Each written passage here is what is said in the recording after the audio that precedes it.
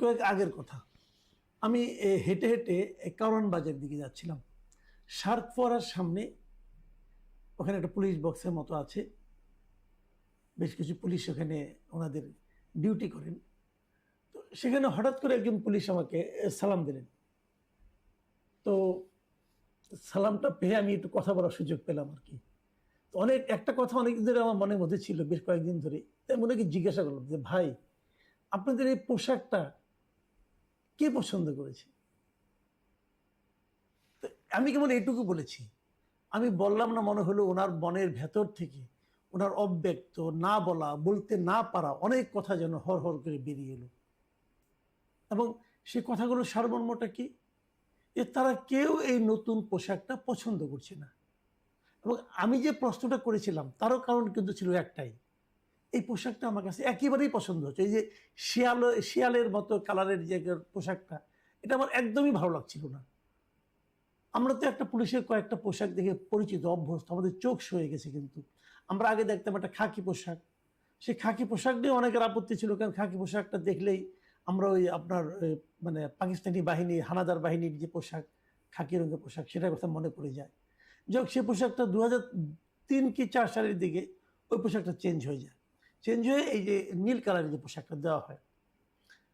এখন এই নীল কালারের পোশাকটা ভালোই ছিল, এটাকে চেঞ্জ করতে হলো কেন? এবং চেঞ্জ করে শিয়ালি কালারের মতো একটা পোশাক দেওয়া হলো কেন? তো আমি না ওই ভদ্রলোকের সঙ্গে অনেকক্ষণ আলাপ করলাম। আমি বললাম যে, ভাই, এই পোশাকটা যে আপনাদের দিয়েছে, এটা কি অন্য কোনো দেশের এই কালারের পোশাক আছে? উনি আমাকে জানালেন, আমি সত্য মিথ্যা জানি, উনি জানালেন যে থাইল্যান্ডের পুলিশের নাকি এই কালারের পোশাক আছে। এবং সেই সঙ্গে উনি এটাও বললেন, দেখেন, থাইল্যান্ডের মানুষের কিন্তু মোটামুটি 90% মানুষ কিন্তু গায়ের রং ফর্সা, এবং ফর্সা হলে এই পোশাকটা মোটামুটি তাও চলে যায়। কিন্তু আমরা যারা শ্যাম বর্ণের আছি, শ্যামলা রঙের আছি, আমাদের জন্য এটা একেবারে ভালো মানায় না।